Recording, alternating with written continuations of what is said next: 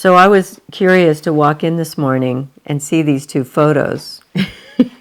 You can see them, right? Yes, I can. And I remember them because I remember seeing them probably all my life. They're photos of Abbie modeling with a wooden spoon I guess it's a wooden spoon or plastic or something, and an egg beater. And it's just so, oh, and I recognize the watch you have on, right? Probably. Isn't that gold watch that you had for years that I love the chain of? Yeah. And in fact, I wonder if next to it, you probably wouldn't be able to see this, you're wearing a gold, a hollow gold bracelet. Do you think it would have been this one? Before I chewed on it, obviously. It could be, yeah. Interesting.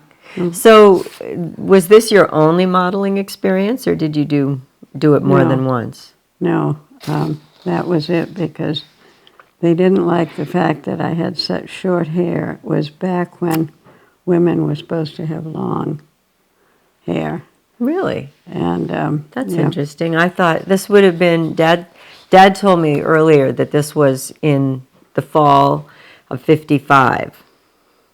So he seems to think that this was when you were just barely pregnant with me. Do you think he's right or not? I think it's after I had you. Oh, okay. So you think it's a little later. I think it's a year or so later. So this would have been done in Connecticut then? No, Chicago. Oh, well, we were living in Connecticut by the time I was 1. Well, so maybe it was Chicago. I was pretty sure it was Chicago. And the funny thing about that is that they told me that they would like to use me, but I would have to let my hair grow. And then we moved. Right. And so, we had a cat, and the cat had very striking markings, and for some reason they said, "Oh, by the way, do you have a cat?" And I said, "Yes." They said, "Well, we're looking for a cat to model, to be on a blanket, to look comfortable and cozy and all." So the cat made more money than I did. I never heard that story. If I did, I forgot it. Yeah. What was the cat's name? Mehitable, I think. Oh, yeah, Mehitable. Mehitable. Yeah. And she was a tricolor cat? I think so, yeah. A calico? Yeah. And she came in the window of a third-floor apartment in Evanston, and we woke up in the morning with a wet bed. From the cat came up the fire escape and peed. Peed on the bed? I think so. Dawn, can you remember? I'm pretty sure. But we trained her right off and then just kept her. Oh, wow. But she didn't come to Connecticut, did she? Or did she? Did she? I don't remember her in Connecticut. I remember Scepter, the black cat. Yeah. No, see, I can't remember that part, but I remember. But she modeled. Mehitable modeled. She modeled. So you'd take her in, and they would lay her on the blanket and took pictures. Yeah. And she was very pliant and easy to have around, and we just set her down, and she'd lie there. They had tried several other cats, and the cats wouldn't settle down. Oh, how Because funny. you had to go into a studio, and there was a lot going on, noise and things. But Mehitable was fine. Huh. You must have, now I'm thinking details. Would you have driven her there, or would you put her in a little kennel, or just carried her in your arms? I can't remember that. That's funny. I mean, it's a detail that isn't important. It's just interesting to travel around with a cat. Very different than a dog. Yeah, well, I traveled with Mehitable and you. Right. So this was an enjoyable experience for you? Did you have fun modeling? Or Yeah, sort of, except it was very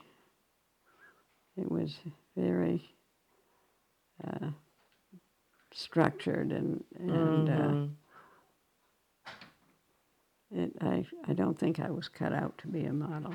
Yeah, but they're beautiful photos. I'm impressed by how relaxed, I guess, and natural you seem, especially given the 1950s housewife image that Which is they're what they wanted you to project, of right. course. Exactly. Yeah.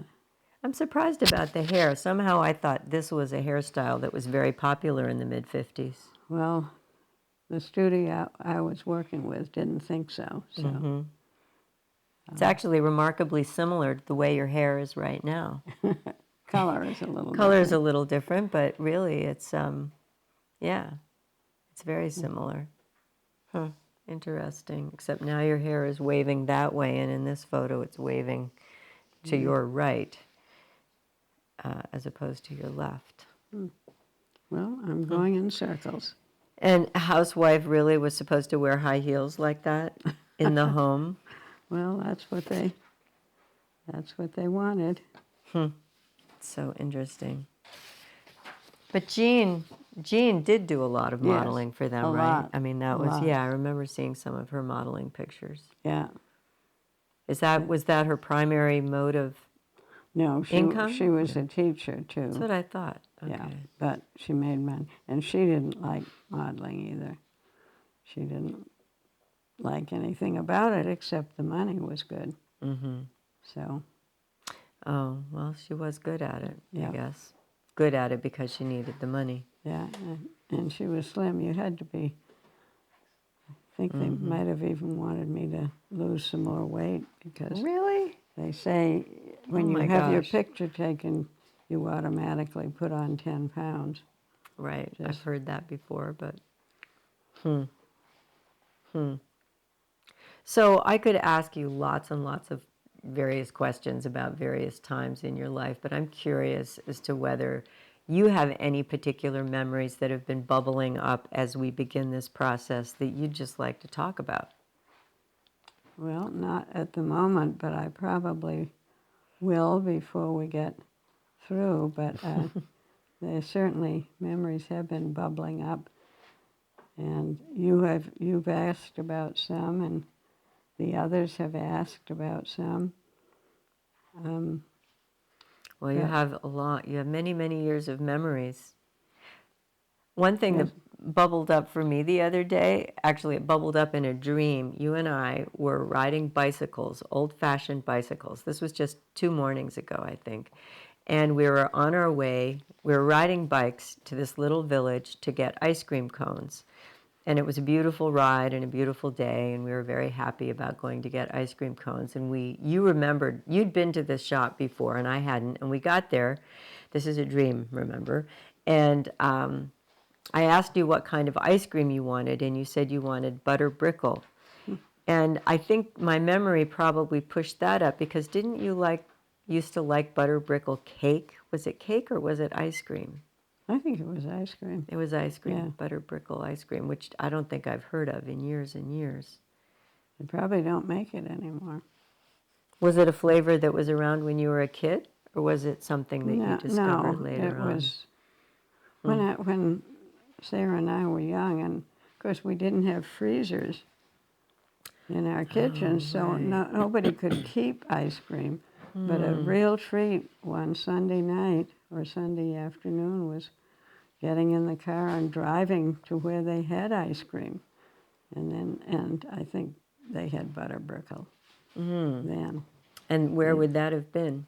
In Concord, somewhere? There was an Or ice outside, just, if it was a beautiful day, and we'd go for a ride in the car and get ice cream. And would your parents eat ice cream too? Yes, I think they would. Yeah, Cones? Or, Yeah, cones? cones.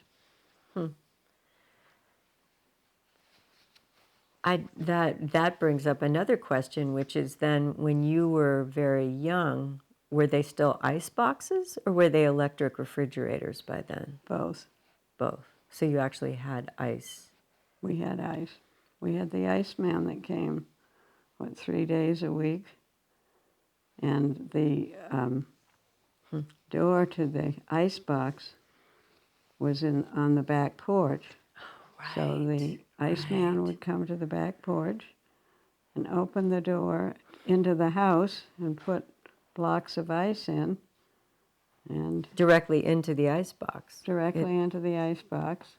That's so And amazing. then whoever was inside in charge of the ice box would rearrange the ice and the food that was there. But you couldn't keep ice cream No, at it all. wasn't cold enough. Wasn't cold enough. And I think it came 3 days a week to fill out the... Do you remember if the ice man, probably was a man, was in a truck or a car or driving a horse with a cart? No, I don't remember horses driving them. But So by the time you were sort born, of an it was old-fashioned looking truck. right. There were trucks Didn't... only. I ask only because Carl, who was born in 1946, remembers the Iceman coming with a horse and cart when they lived in Manhattan. And that was how they still delivered the ice to ice boxes in 1946. Of course, it was right after the war.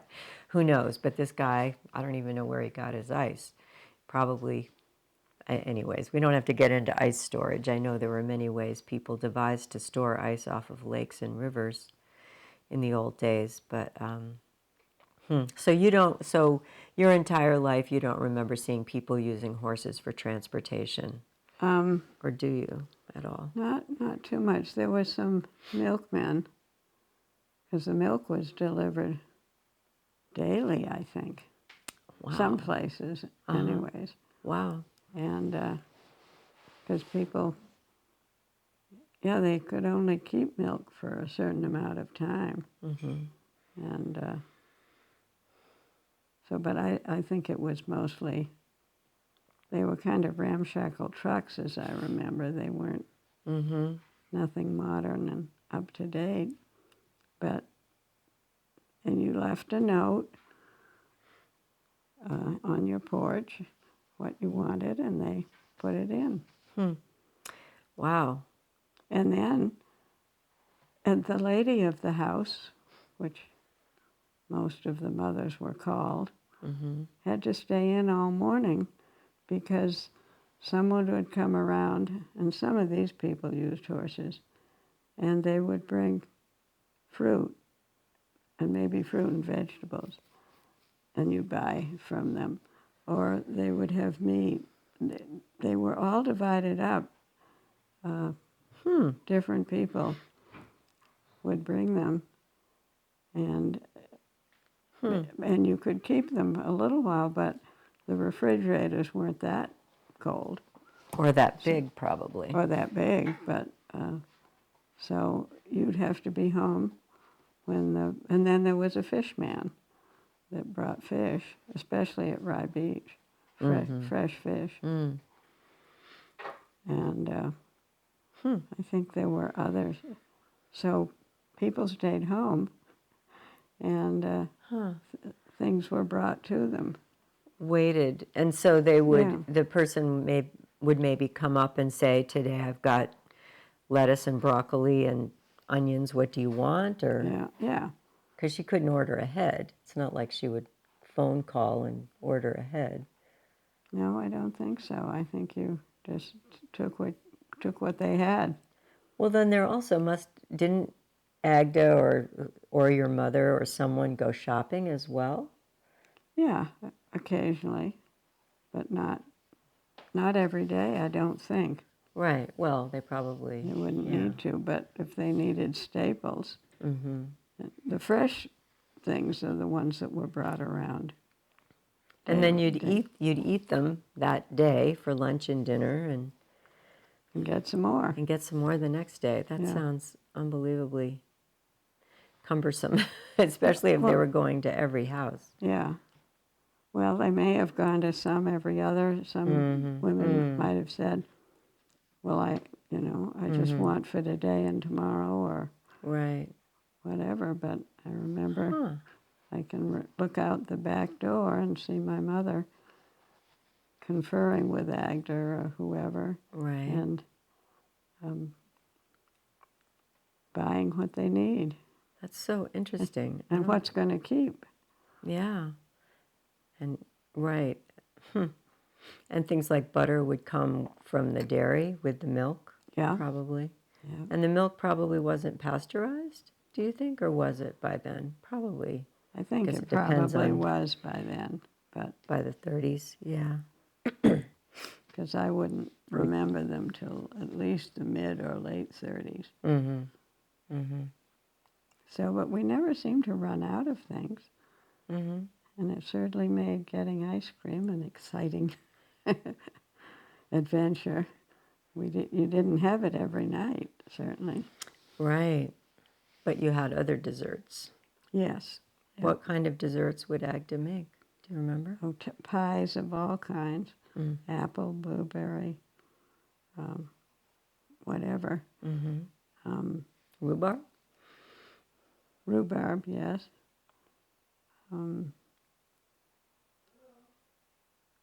Lots of puddings. That's what I thought. Puddings and custards. And custards and Jell-O. Jell-O. Yeah, we had Jell-O a lot. And With whipped cream on it? sometimes, yeah. So Jell-O was around as long as you can remember. It was Yes. it was when you were a child there was Jell-O. There was Jell-O. I can't remember when it was invented.